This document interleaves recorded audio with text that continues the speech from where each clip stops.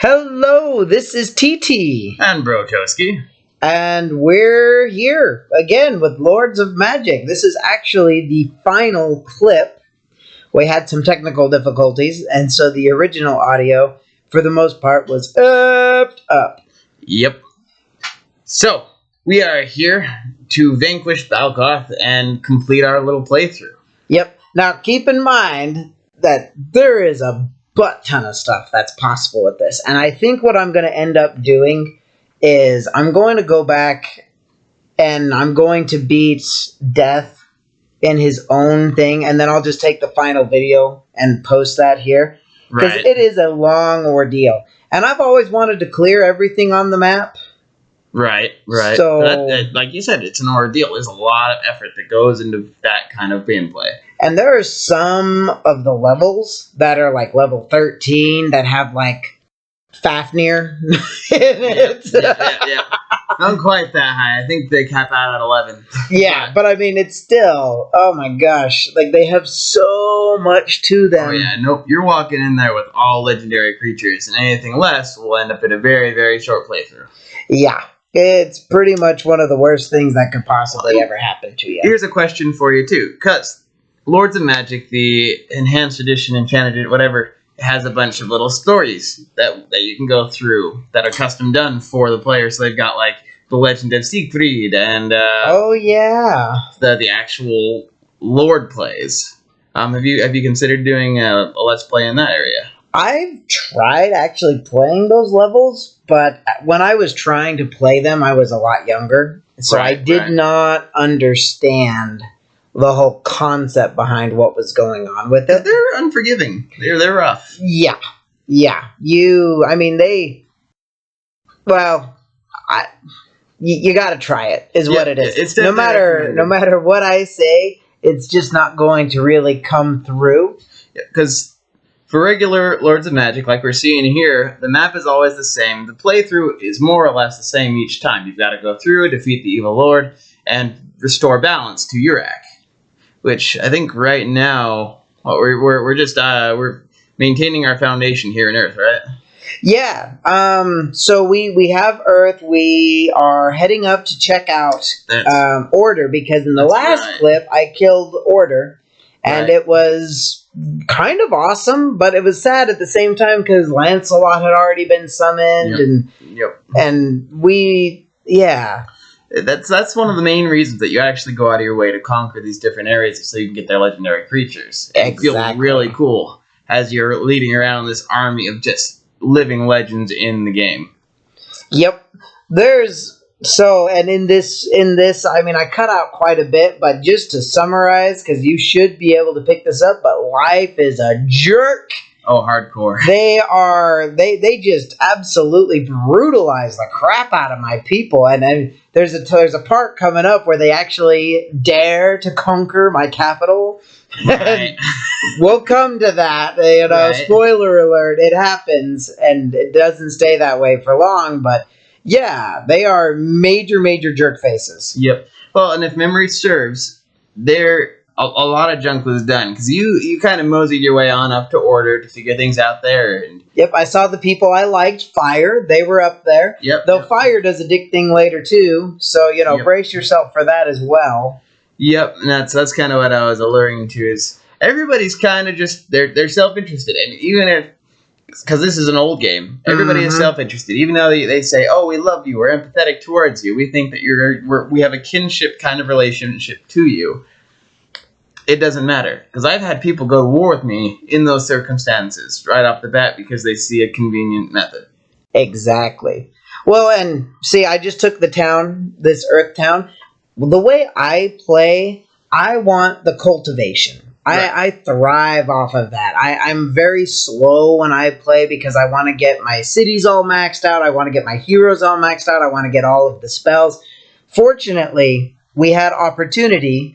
And actually doing the YouTube channel has probably helped me the most in learning how to kind of speed up the game. None of y'all probably believe that based off of my Panzer General videos, but it's true. It's getting me to the point where I'm happy to get a win. I don't have to get everything. Where I was growing up, I really, really, really wanted to have everything done. Right. Well, and for personal gameplay, which you probably see the save file every now and again. I did one where my lord's name was Sick Duckin', and it was incredible. But I went through, and that was my goal, is I'm going to go through and get everything. So I had a whole bunch of Pegasi, the Ice Drake, Fafnir, the Phoenix, the Hydra. I had everything. I was just going through. I wanted to control everything. The problem is, when you control everything, Balkoth really likes to hide, because he knows he can't do anything. I mean, that part of the computer was reliable. Yeah, and we actually run into that. Spoiler alert, that's coming up too. Oh, yeah. This quick, is the finale episode. So throw out on this too. Like you can see, so I was concerned life here was going to kill my hero there, because my heroes in that chaotic area were very weak compared to the rest of my healers, and it was quite disappointing. So I was really afraid they were going to attack. That's why I kept buying the Shamblers. And the Shamblers, they're just cheap. I mean, I wasn't making crap for crystals, but I didn't really want the crystals. I mean, it helped that you picked up that extra town, and there's going to be some conquesting happening here soon, where you're going to get some more infrastructure going on. But yeah, there's not a lot. Crystals, that's their purpose. I mean, they go for mythical creatures. Yep. And the Shamblers were cheap. They were effective. I mean, most of your army's bulk came from the Shamblers taking hits. It's true. I mean, they just had the tenacity to stay into the fight for a while. I mean, this is what we're going to see. Yeah, that's what we're going to see right there. A whole Shambler. And in that one, I actually did manually fight that. I just take it out because the fights can take forever. I mean, I cut at least 23 minutes of fight out before I even started editing down the video, so it's the high. Now that is sad. That marauding party with the Pegasi. Yep, you don't mess with the Pegasus warriors. They are hardcore, and unless you have the Hand of Fate and you actually get lucky with it, they're a real pain to try and take out, because they've got such a high defense, such a high attack. They're a legendary creature. Which I do like to point out, Hand of Fate, probably the most double-edged weapon in the game. It's true. When it works, it works. When it doesn't, you resave. You reload. Let's talk about that. The Barbarian Arena. Oh, yeah. So the Barbarian Arena, I built it, and it was good for any of the melee Chaos Warriors. Well, no. Just any of the human base. Because your stick throwers can work it, too. Exactly. That's what I mean. But no, you're right. Okay, I got what you're saying. Yeah, the human chaos people. You couldn't put in an ogre or in any of the goblins or even any of the heroes for that matter. Yeah, none of the champions can benefit. But your regular soldiers, because it means more for them. See, and what are we doing here? I needed more crystals so that I could get the Hydra. That's right, because So this is kind of end game for chaos. Once you start getting. Man, you had a crap load of fame. Yeah. Once you start getting the legendary creature, that basically means you're done with your area. So you can either go through and conquer all your little dungeons you see around here, or you go hunting. Well, and what I do, as soon as I had the Hydra, I mean, I sent him straight up north. And as soon as I had the Hydra moving, what I ended up pulling out was I would just start building and mass producing my armies. And here's the Hydra! Yep. Only one. All legendary creatures, minus the ones made by the people of water. Because they're useless. Yep, they can only make one of them. Everyone else is only one. Now, honestly, my favorite two that I have a hard time picking between is definitely the Fire Legendary Dragon, Fafnir, and Air's Legendary Dragon, the Thunder Drake. The Ice Drake. Ice Drake. Thunder Drake is the mini ones. That's probably the best of the mini ones, though. Oh, yeah. Ranged, absolutely. And just hardcore when he gets close. I upgraded the... the watchtower, yeah. So you could see, I mean, it's just huge amount. If you have all of the towns and you get all of the watchtowers, you could literally pretty much see the entire world. Yep. Balkoth, that's one way that if I, again, go through and do a full playthrough where I conquer everything, I get as many towers as I can. Because that's the only way you're going to figure out where the heck Balkoth went. Yep, he's going to be a weenie. He's just going to hide from you as soon as you get to that point. Yep. I mean, I think I've had a 400 turn game, and it just kept going because I would wander around. I had Fafnir, the Ice Drake, just going around everywhere, and I couldn't find him to save my life. Yep. Oh, I remember our mother. She could not find him forever, and she was so frustrated by that because this was the first time any of us were going to win the game. She, of course, picked life because life is the easiest to win Definitely. They have the most, not average, they've got some very specialized units, but they've definitely got the best setup, the best rounded out creatures to really work with. And they get the Pegasus people. They get the Pegasus people. Oh, hey. Watch this. Oh, this was hilarious. He wanted to trade for my Hydra. Like, what a jerk face. And Brotowski's like, kill him! And I'm like, I like fire. Yeah, I don't want to kill him. Obviously, they're not proving themselves here. You're like, well, but, we really wanted that Hydra, though. Yeah, those guys can... Open another cereal box, pick another one out. Just give us that one. Exactly. I mean, how much knockoff can you get? We'll just order it from Taiwan. It'll be fine. Your very own Hydra. Only made out of cardboard. Sorry. That's right. Styrofoam and paint. Yes. Give it to your kids. They'll love it. It'll be amazing. Oh, man. But yeah, so you can see here I'm building up my armies, and this is just what I do. So I can have 0 followers. I sink all my other followers and my other towns in until they're finally all leveled up, just like I did with Chaos. And then I just start going ham. Right. Yeah, like you're tired. Like you fought this whole fight. Oh, yeah, right? No, freaking, it was backbreaking work. I remember this. Oh, man. And remind me, what was your whole strategy behind this? Was this to take care of all of the little guys laying around, the little layers?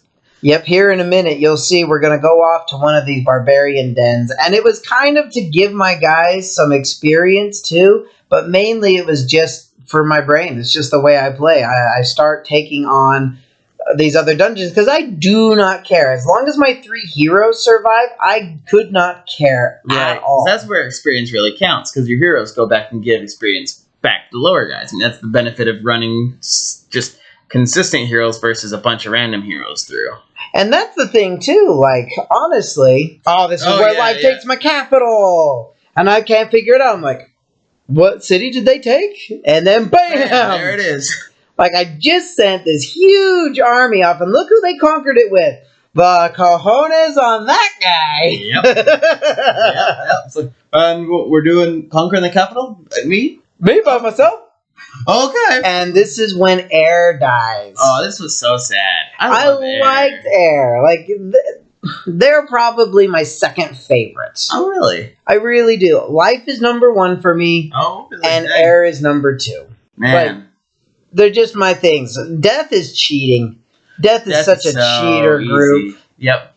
I mean, if you were able to really establish yourself, because you're a champion, Balkoth, because you can't play him until you beat the game through normally once. Their champion is always Balkoth, and Balkoth always starts out with this ridiculous strength. He's got the flying beast, which can go in areas where melees can't. Just gets experience like crazy, and then just the spells from death are the most effective, I'd say. Oh yeah, whenever I go in as Balkoth, I don't even have an army with him. Yep. Because if a human player is controlling Balkoth and he has enough experience to know the terrains that work in his favor and stuff like that, Balkoth cannot lose. Period. You will never lose. I've taken out with Balkoth alone. It took me like 2 hours to do it.